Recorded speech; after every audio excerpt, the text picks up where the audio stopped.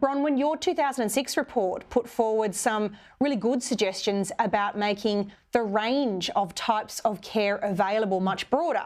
Can you tell us about those? Yes, I can. Look, the essence of the report in this area was that to balance work and family, you needed to give choices for childcare. And simply putting children into institutions, which are what childcare centres are, is not the answer. There needs to be choice, there needs to be, as well as au pair programs, there needs to be in-home care. Just as we have in-home care for aged care for people who need some help in order to not go into an institution as an aged care home, we need to have opportunities for people to have care in their own home. And so it comes right down to that question of tax deductibility for childcare expenses. And we are in the situation where the tax office refused to say that childcare expenses could be a tax deduction in 1972 because it didn't meet the necessary criterion of necessary for the production of assessable income. Now, that case in 1972 had some very offensive words in it when we look at it from 2023. And that is, the judge who was sitting alone in the High Court hearing that case agreed that the young single parent who was earning a living as a cost law clerk could not earn a suitable income unless she had childcare. But then went on to say, because the tax office says that those costs will not be tax deductible if it's of a private and domestic nature, it's not a deduction. Now, you can deduct union fees, you can deduct computers, software, you can deduct seminars, you can deduct self-education programs. There's a whole list of things, but not childcare, which is vital for women. And those words... I know which one women would choose. Yes. It's simply not acceptable to say you're a woman, it's your problem, which is basically what that court case says. It has not been challenged since 1972. The government, every government has had the power to legislate to say their childcare services fees will be tax deductible in the hands of the parent who is earning assessable income. And in my report, we set out the sort of legislation that it should be, which means it would cover people who, for instance, got a level 2 certificate in caring, who could then be a tax deduction for in-home care. It could then apply to a whole range of things where, look at a parent who's got 3 kids, one in preschool, one in school, one in a different part of the school. It's usually the mother who has to run around or organise the picking up of those children. We've got people who work in nighttime jobs for whom institutional care doesn't work. And I did take the care to have Access Economics and Econtech take a look at the viability of it, and they came up and said, yes, it's quite affordable for the country to do. So it is no longer Let's bring Chelsea in on this for a moment. Sorry, Bronwyn. Yes. Sorry, Bronwyn. I want to bring Chelsea in on this. Chelsea, how would tax deductibility of childcare affect women across Australia? You would have seen a different perspective in your role? Probably. I think the bigger issue is that if childcare is only made available as a tax deduction to women, then we're going back to the whole gender conversation. Is childcare a women's responsibility? Mm-hmm. So I think we probably need to go back to the language around care is a parenting responsibility, mm-hmm. not a mother's responsibility. Yeah. So tying the nexus between childcare as a legit expense in earning your income is a test that the tax office has to, first of all, support. To the end, I think if we have childcare as a free service, where we're moving towards universal early childhood and care, I think that's where we need to be. It's not so much about the tax deductibility. It's about providing good quality care for all Australian children from the time they need care.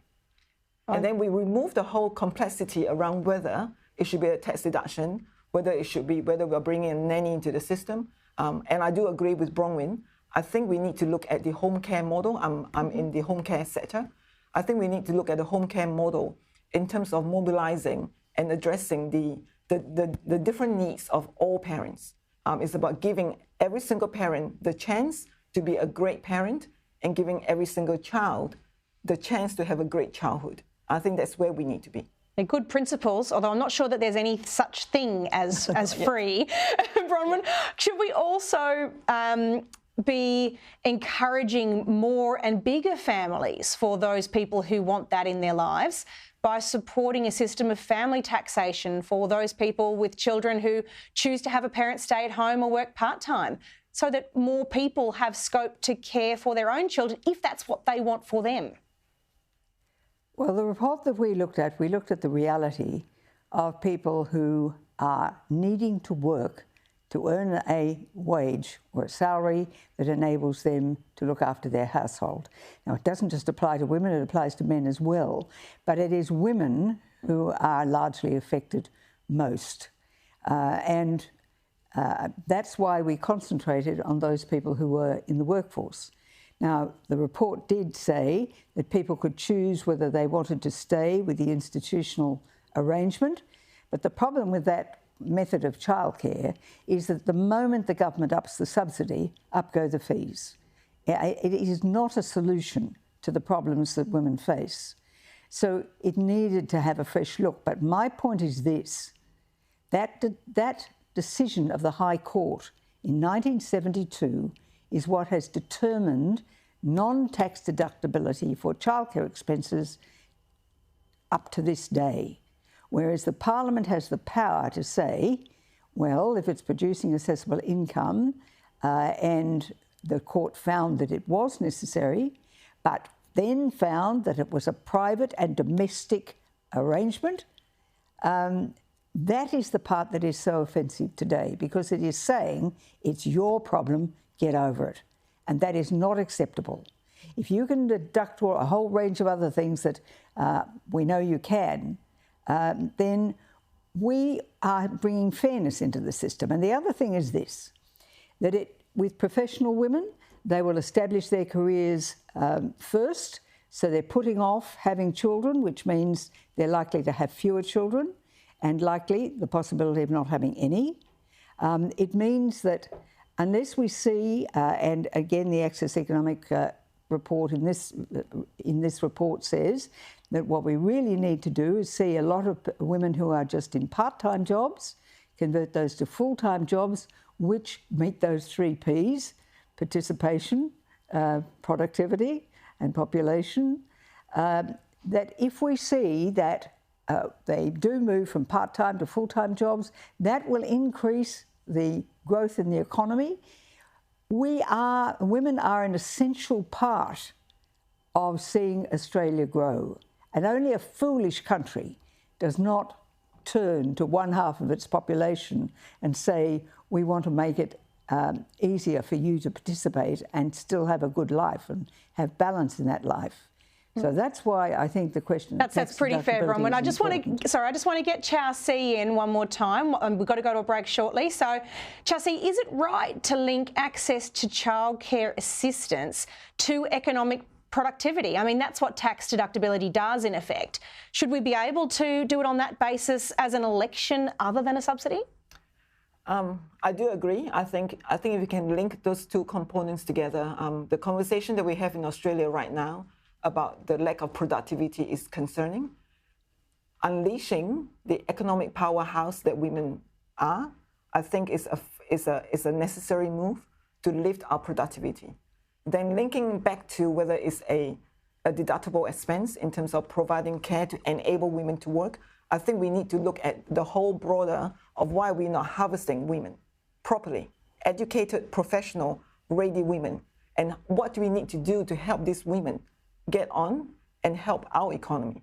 I think we have a lot of structural reforms that we need to do, and I know that the government is looking at trying to make those reforms. So this is a really, really good time for everybody to think about what that could be. Let's reimagine what that could be.